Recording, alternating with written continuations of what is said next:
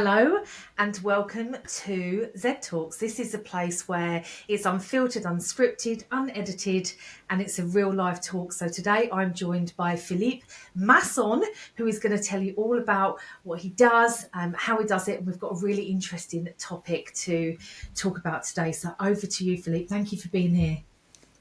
Thank you very much for having me on your show. It's very kind. Yes, I guess the topics that we talked about and that would be of interest would be talking about burnout and how can we help employees in a world that is kind of conspiring against them at the moment, and it's really, really difficult for them. So that's what we do at Avilio. And Avilio is an organization that I run since 2020. And we help individuals within organizations try to thrive in their work, but also to be able to enjoy their life a little bit more. I mean, this is a topic which, just before we started recording, I said that I think it's very close to my heart because I'm feeling, and certainly I have signs of burnout, and I've made a conscious decision, for example, in August to completely withdraw from most activities and just do light stuff so that I can kind of take myself into stock, because ultimately it's down to me to manage myself. So thank you for that lovely introduction. Philippe, have you ever had burnout? No, and I've been lucky about that. I've been lucky to not have burnout, but I had to go through personal difficulties myself, and that's what really helped me understand and motivated me to focus on finding solutions about how individuals can actually try to have a very successful career, but at the same time be able to enjoy their personal life. And burnout is often by this inability that we have to actually manage both together and these tensions that are created with each other. Yeah, I'm wondering. I mean, first of all, you are definitely in the minority for being sort of an executive in your space and where you've worked for not having burnout, and I'm curious about how you've managed to do that. Like, what habits or practices do you have? What's your version of kind of like balance? Because I think it's really different for different individuals. So, I mean, maybe you want to share some things. And what comes to my mind is one word of joy. I think we need a lot of joy in our life and fun. And when things we get bogged down and very serious about things, they're the things that we feel lack of fun and joy, but we really need them, right? So maybe you can give us a little synopsis of how you've kind of lived your life or balanced your life out.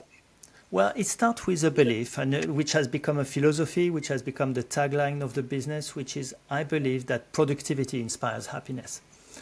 And the fact is that, unfortunately, the word productivity has been totally hijacked by the world of business. And we have forgotten that it is important to be good at being a boss, yes, good at being a colleague, but also we should be good at being a husband or a wife, good at being a parent. And this is what we should talk about when we talk about productivity. Is how can we be the best ourselves in all the personas that we have? We call that personal productivity. Is this idea of being able to be the best of yourself and enjoy the moment that you are in.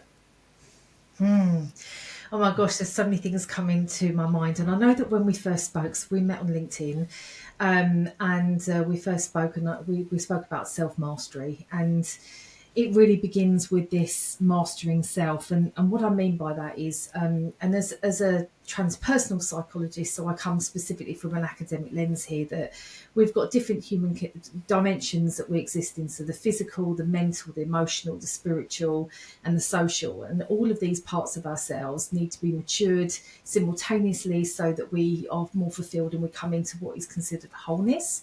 And I think about the obscenity, and I'm going to say obscenity because it feels obscene completely, that for many of us, and I'm going to say myself included, that I've given so much to my job, more than people I love. And that, I mean, I have tingles as I'm talking about it, and it fills me quite a lot emotionally. And it rises some emotion because I know that there was one time that my mum said to me, I was living in New York and I had I was a CPO. And my mum said to me, you know, you can send all the money you want, but you are needed at home and there's a situation and yet you're never here. You give so much to your job. And at the time I was furious, absolutely furious with this. And I kind of like bit my tongue because I didn't want to upset my mum. And only last week my mum said to me, do you remember that time when you didn't have any time to spend with me and yet here you are able to drop things to be with me? My mum's in incredible pain and she needs a lot of assistance now. So the full circle, and it made me step back and think, I was so furious at that time, but she was absolutely right. And I'm seeing this still a lot. So coming back to the self-mastery thing, and recognizing these symptoms, maybe you want to talk about the quiet things that people aren't recognizing, or what some of the things that are flags for you. What do you see in people that are on the approach to burnout? I mean, they're firmly on the path, but maybe they don't recognize it. So there are plenty of signs that we can talk about, but the one that is very clear at the very beginning is when talking with people, managers and leaders in businesses, is the lack of respect, and the lack of respect they've got, one, for themselves and for their intelligence, for their ability to make decisions, for their ability to organize their time. And what is extraordinary is how individuals will be on time for their boss and respect their boss, but are not capable to respect their own intelligence. And that's something that I really struggle with and it's really hard for me to see that, because people are being paid to be in their positions, to be paid to make those decisions, and yet they don't feel empowered to actually be able to express themselves and respect their time and respect their organization. So, for example, when someone invites you to a meeting, respect yourself by being decisive about, do you actually need to go to that meeting, and make the choice, make a conscious decision, the same way you would respect your boss. The second aspect of respect that is very, very sad is the fact that we don't respect our family the same way we respect our boss. And unfortunately, when it comes to 5, 6 o'clock in the evening and we tell our wife or husband, our children, that we will be home at 7, and we consciously or unconsciously let it slip and not arrive at 7, but arrive at 8. And suddenly, we would never do that with our boss. And yet we allow ourselves to have this behavior of non-respect for our family, which arguably should be the most important part of what we do in our lives, right? Well, I think so. I think love, your work is a part of your life. It's not your life. And so many of us would, maybe any listeners, whether we're on replay or, looking at this clip, whenever we look at this clip, it's going to be relevant. I really believe that. We could be 5 years in the future and we're still talking about the same thing. So you raise a really important point about this kind of respect. What do you think is the undercurrent of, like, in a very frank term, putting the boss first over your husband or wife or significant other, children, whatever it might be?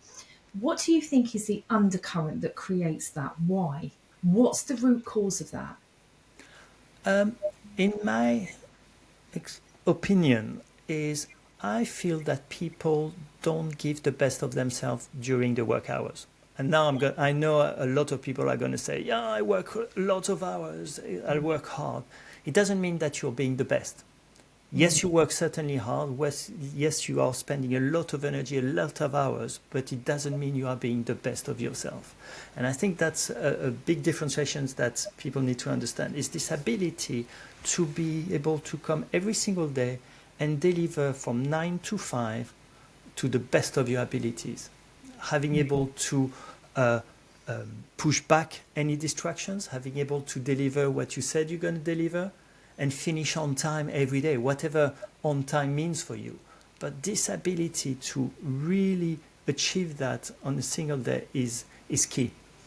And what comes from this achievement is, at the end of every single day, we've lost this sense of pride that we should have at the end of the day.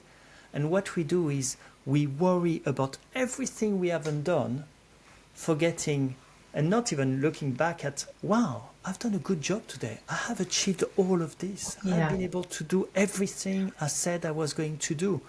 And this sense of pride is so important, to just feel good about what you've done today, but to be able to enjoy what you're going to do tonight with your family. Because you can get rid of that worry about everything you haven't done. No, I have done everything I wanted to do today. I can have a good evening with my family, and I can be confident that tomorrow will be another good day. And that's what we need to capitalize on, this ability to trust the fact that tomorrow will be another good day. So let's not worry about it. Let's not have our phone next to us. Nothing happens between 8 p.m. and 8 a.m. in the morning in business. You don't need to look at your emails. You need to look at your emails when you say you're going to look at your emails. But you need to trust yourself for that. And these accumulations of sense of achievement, sense of pride, are really key for you to be able to be present in the moment with family. And when we circle back to the idea of burnout, is be able to rebalance the time you spend at work and the energy that you have at home as well. Yeah, what makes me sort of ponder on is we've got a number of things which we have got on our plates. One of them is hybrid working or home working, remote working. And I look specifically at, so in the UK, Office of National Statistics, ONS, will talk about certain statistics about how many people are in work, out of work, what that trend has been. We also know about mental health. We've got Mind, the UK charity, the WHO, World Health Organization, all talking about health it's starting to change. It used to be just about mental health. Now it's physical, social. And like I said, I believe that there's an emotional and spiritual, well-being as well that we need. And the spiritual is more around the love for self. Okay, so something bigger, that purposeful, that pride. So I'm not talking about religious stuff here. And if we look at mental health statistics, for example, that is frighteningly, I don't know in my lifetime I've ever seen it this bad. And I'm sure that there is correlation. If I looked into some research, I'm sure there's correlation of hybrid working, blurred lines, and poor communication. I think communication is a fundamental problem so also linked to that, and I don't know quite where I'm going with this, but I'm going to blurt it out because maybe you're going to think about something and go, yeah, I'm with you. Generational differences. So you've got an X and Y and a Z in the workplace now predominantly. X has a very non-digital native, doesn't really use a phone to communicate, or if they do, they'll pick up the phone and have a conversation. And a Gen Z will not do that. They will communicate through a forum or a platform or a device, so different communication styles. So we're staggering from leaders and maybe employees, employers. I think Gen Z's oldest is 28, so they could be a people leader. But I think fundamentally we've got some nuances around generational behaviours and expectations. And then we kind of layering that now we've got more people than ever turning out of a corporate job into a more entrepreneurial spirited company or business, which doesn't have a 9 to 5, that they do reward people for working outside of that and not drawing boundaries. So that's what it kind of like, these things are around having strong boundaries with myself first. So having respect for myself first and loving myself, knowing what I need is one job, right? It's the beginning. For me, it's the beginning of know yourself inside out, back to front, upside down. And then I've got a better chance of putting myself in the situations which I can now create the boundaries. But that's me, and that's not everyone. And maybe there's people here that can't or haven't got the skills to do that, or knowledge even. So I've just blurted out a lot there, but there's a lot because it's so relative. Yeah, and I think there are a few things that are very, very relevant in what you're describing that I totally agree with. The first thing is this idea that it is every individual's responsibility to be able to set their boundaries. Mm-hmm. Nobody else can do it for them. But to do that, they need to be able to be very clear about what they need to do and what they want to do with their lives.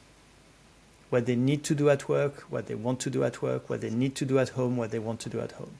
They need to be crystal clear and really don't compromise about this aspect. Because only when you are very clear around that can you define the actions that you need to accomplish and the achievements that you need to have. So that's the first element.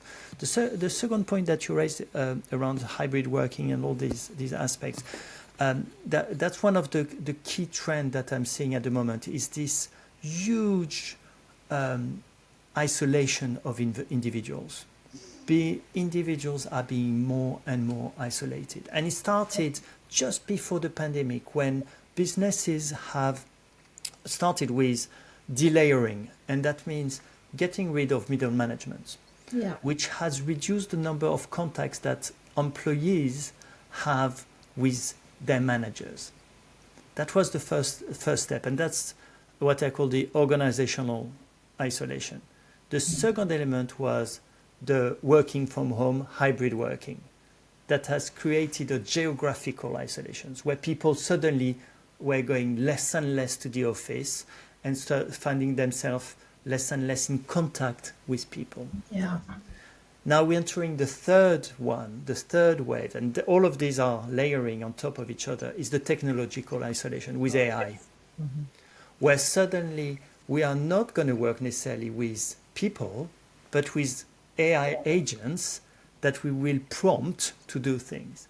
And what we are living is a world where we are reducing by the day the number of human interactions. And this is really hard, really, really hard to be isolated, really hard. And if you remember, very few people back in the days were able to work from home, not only because of the technical aspect, but also from a psychic element. Very few people were able to be alone and be able to be motivated every single morning to be able to deliver. So that's something very new that we need to get used to. So this sense of isolation has to be tackled one way or another. And businesses, while they are introducing the delayering, having hybrid work in place, having AI coming in, they need to put in place mechanisms, systems that keep people in their organizations. This sense of belonging, that is extremely important. And I think where you touch on is where there's a fundamental shift, I believe, that's required in HR as we know it. I think that we need to move from a model which is a mini CEO office dealing with every factor of all, from communication to payroll to legal employee relations. I'm like, give legal to legal, give marketing comms to marketing or communications experts, give payroll to finance. Like, let's stop doing the transactional stuff that is actually, let's be really clear, there are other experts that are better at doing that than HR people.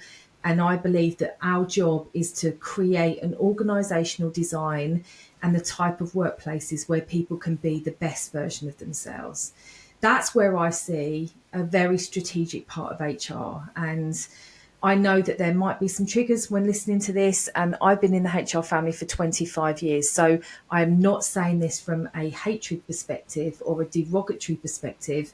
Actually, it's more around, let's all get really clear at what we're brilliant at and be brilliant at it and allow others to be brilliant at their thing. And so the fundamental shift, I believe, and it's something I am going to study. My PhD, depends when you listen to this, will kick off in a few months from now. And I'm very determined to understand the future workplace for leadership and how AI and technology is going to be impacted in years to come. Now, we can't ignore that AI is here, and I work in this every day. I am very passionate that AI does not take away the human aspect of what we do. It creates space to do more human things. And I believe that there's data. I don't know the up-to-date statistic, but loneliness was one of the biggest problems. I would say it was an epidemic, actually. And this was going back some years ago, and I don't think that this has gone away or decreased in any way. And actually, on a psychological perspective, we are fundamentally in a VUCA world environment, volatile, uncertain, complex, and I can't remember, ambiguous. We're in that time now where everything is changing around our outer world, but emotions, feelings, and thoughts haven't changed. They're a part of the human that hasn't changed. The human hasn't evolved in their thinking or their abilities in the same way that technology and AI has.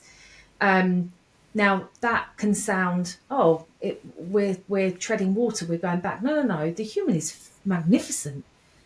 We are magnificent in our own right. We are, phenomenal human beings. And I believe that the triggers that we have are now so big and frequent. If you don't know yourself and you don't know yourself how to self-master, this is now the responses, the reaction to all the external environment. And I guess it's coming back to that very selfish, some might say. And again, I think it's selfish not to take care of yourself when you've got a family. I know you've got a family. Your partner depends on you. Your family depend on you. It's selfish not to take care of yourself. It's selfish not to create boundaries. It's kind of like a paradigm shift that's required. Absolutely.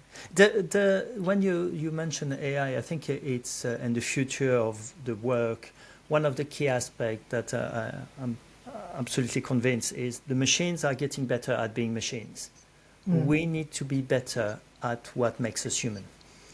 Yeah. And that's where we're going to need to double down on what has been a bit left on the side for the last 10 years is the soft skills element. So the ability to raise curiosity, the ability to be disruptive, the ability to nuance, the ability to have good taste. And all of these are what is going to make us still relevant in a world of AI. Because 80 or 90% of the activities that can be processed will be used by AI. We need to make sure all our employees are now able to add value to that. And that value is the human side. So when you said earlier, we need to reintroduce the human element, absolutely. We need to double down on that aspect and support our teams to become these people. Philippe, I make a prediction because Gen Z is fundamentally, not all Gen Zers. I'm just going to say that there's a portion of Gen Zers and Alpha that are, I don't know, I don't want to use a word that would really be so triggering, but I'm going to say they're a little bit antisocial. They have more trouble with social skills. They have more trouble with connecting with people because they are so isolated. It's not normal. They'd rather do, you can't see my phone, but they'd rather kind of do this than they would this or in person. I make a prediction that based on that, behind AI, we've got a socialization issue in the workplace. I mean, I'm not going to talk everywhere and every country because I think that would be a bit unfair. And different countries have different norms. We know that, different cultures. But I fundamentally think that behind AI, we've got another problem. So if we go back to, which means there's opportunity. So for every problem, there's an opportunity that I see. I see that we're going to go more heavily into the human side. So everything tech now, and then in 5 years, 5 to 10 years, even sooner, because the world is speeding up, that now it's going to be everything. There will be a demand for in-person events, in-person activities based on connection, based on communication, based on human connection. That's my prediction. We will be in a place which is fundamentally different. AI will have taken its moment. It will be embedded and integrated where it should and needs to. And I then believe that we will be, so for anyone really smart now would be leveraging and doubling down on connection, community, and doing in-person things. Because when you are a thought leader, an authority, incredible in your space, lo and behold, there's no overnight success. So we think that AI is just here. It's been around for decades. It's been around for decades. And so has socialization, all those things. It's not new, but it will just become more and more trendy and buzzy to kind of talk about, oh, now we've got a socialization problem. It's already on the horizon for me. It's already here. And that, may bring us another focus in 5 to 10 years. What's your thoughts on that? Uh, I would agree with you that one of the good examples that we've lived in the last 10 years, 15 years now, I would say, is the rise of festivals, where Yeah. when CDs arrived, then followed by downloadable music, everybody thought that's the end of music, that's the end of artists, and that would be the end of it. No, those who are succeeding, the best artists, the ones that are actually coming out of the digital world, are the ones who can perform on stage and go to festivals. And this is hugely popular. And this is exactly what you're saying, is by their ability to be human and do the human things, this is what makes them even more popular. Yeah, I agree with you. I think of Glastonbury. I mean, Glastonbury is probably the most iconic festival where, so it's talked about in weeks leading up to it. Everyone takes time off of work. It's talked about in the workplace. It's all different types of music. So it's not just young or old, it's all people. People have an experience while we're there. The Great British Weather usually takes centre stage of some kind. And it's talked for weeks after that. Like, it's sold out in seconds. And why is that? We have to look at like consumer behaviour. Everybody's got money to spend. Everybody. It's down to their choices and what they're going to get for their choices, right? So I always say, when people say I can't afford to, no, it's because it's not your priority. I know that some people are on the breadline, and I'm not suggesting that we've all got surplus money. So I don't want to saying that, we've all got an abundance of money. But if you smoke, you will prioritise cigarettes over maybe something else. If you go to the gym, your gym membership will prioritise over other things. If you love music, it will. So it's all about what we perceive is really important to us. And so I think about Glastonbury in a workplace scenario, and think, how do we create and curate? When I worked at Adidas, we had Pharrell Williams, and we had who was the other artist that was representing? It might have been Rita Ora. Driving. I mean, of course, it's on a campus. It's full of Adidas people, so of course it's going to get an audience. But again, the same hype. Everybody wanted to be a part of it. Everybody got to socialise. And that made it really cool. One of the things that your workspace brought together artists and music and fashion, and all things went together, and it really united people, and it talked about. Now that's inside a corporation, and I'm just wondering how CIP did this Festival of Work for this year. It didn't really grab it for me, and I think, why didn't it grab it for me? I'm not sure, but yeah, and maybe we should be creating festivals, Philippe. Well, I think that there are some more daily stuff that businesses will need to put in place. First of all, their leaders, their managers will need to be more inspirational. Yeah. They will need to be able to attract people back to the office, and when they are back in a physical environment, they need to be really good. They need to be really human. They need to be able to infuse enthusiasm to the teams, because when they go back and do their tasks from working from home, they need to have this energy that only the human interactions can really give you. So managers, leaders need to be fantastic storytellers. They need to be able to express emotions. They need to be able to express a vision. We have left them today to become super employees.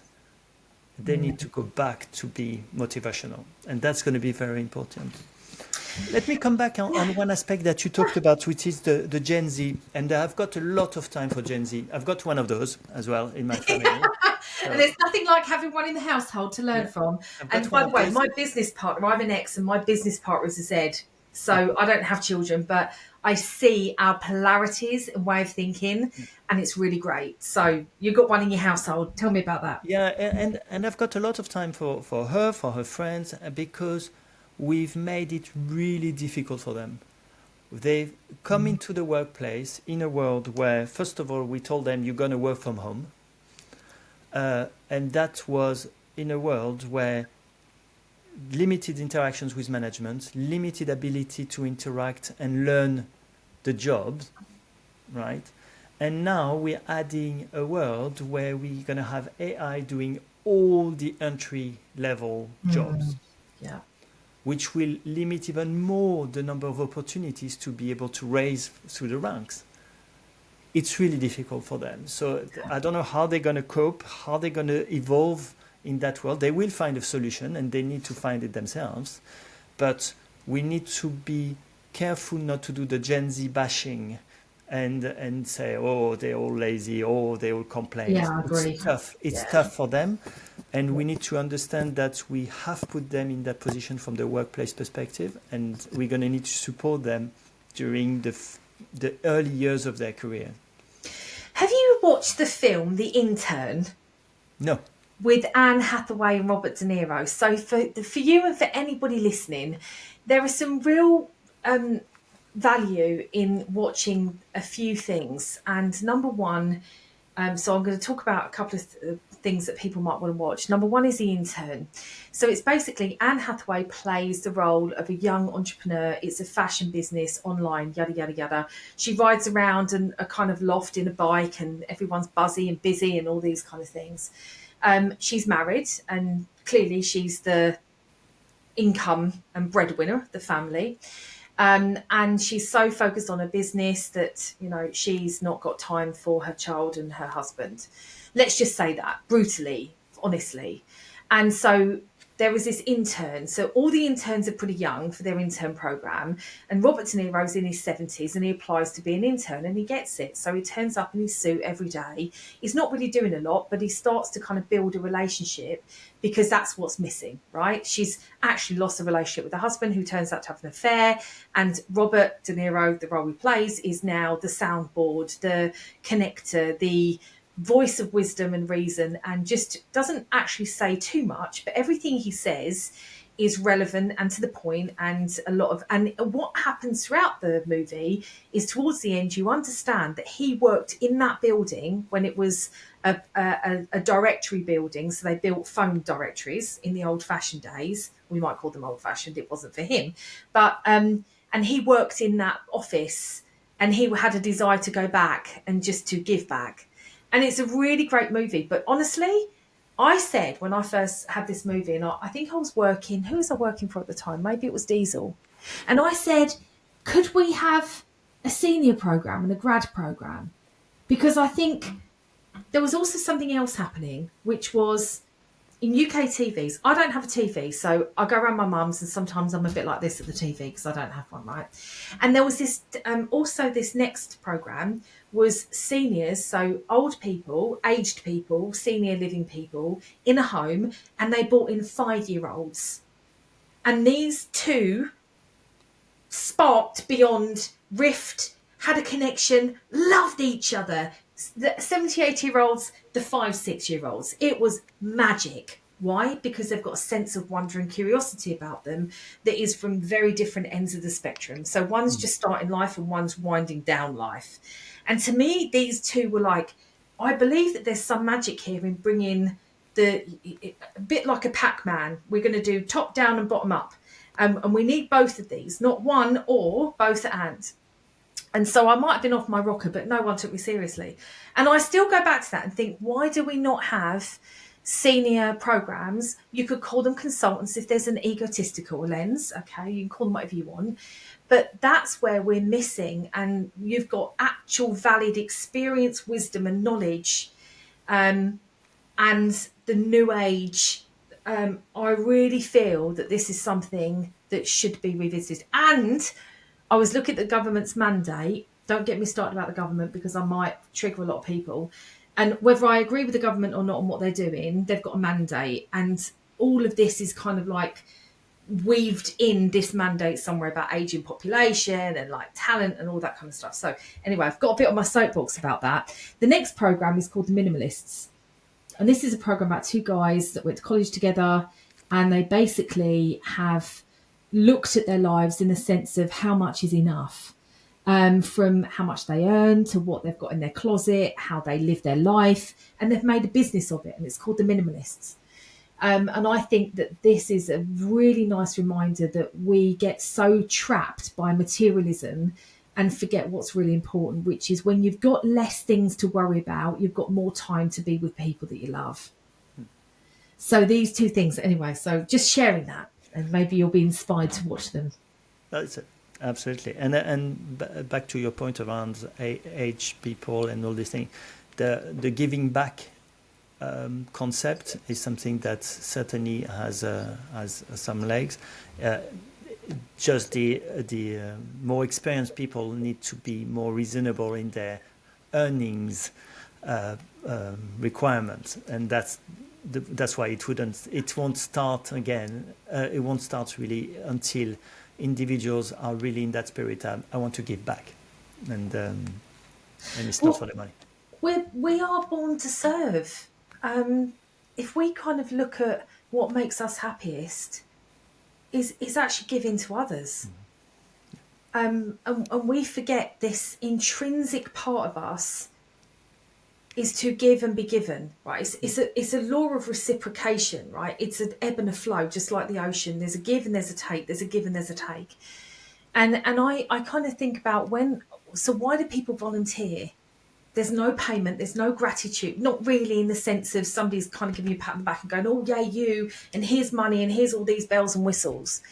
Like when we are truly giving, then we typically are in our most fulfilled and happiest. Now, there's a friend of mine called Simon Squibb. Friend might be a bit of a long shot, but we grew up together and we went to school together, and he's somebody, it's called What's Your Dream? He's got millions of followers on YouTube. He's been relentless in being an advocate for young people, saying, don't focus on getting employed, start your own business. And I do agree with him, but I don't think it's so easy to start your business. It's easier today with technology. It's easier with visibility. But on the flip side, there's more saturation. There's more noise. So you've got to stand out more, which means that there's more extreme behaviour. There's more, look at me. And somebody told me recently that you've either got to be really sexy, ooh la la, you've got to be really scary, or you've got to be super weird to stand out. And I'm like, so does that mean that we have to distort ourselves to be in one of those, categories? And actually, I'll come back down to the problem, which is you just need to be yourself and let people like you or not like you. And the ones that don't like you, okay, well, they don't like you, move on. But then that's the whole, again, self-mastery. If you care what people think about you and you're not worried about what's happening internal to you, self-permission, self-validation, kind of advocacy, it's hard to do that because we care about the likes and shares and all of this stuff. Not so much me. I've got to an age now, I don't really care about that, but lots of people do. And I think that there's a people-pleasing aspect, which leads right back to burnout. We're afraid to disappoint people, afraid that we might not be liked, afraid we're not significant, afraid that we might get overlooked or not seen or heard. So we just do more. So it's... Yeah, and we do more without necessarily thinking that it's what is best.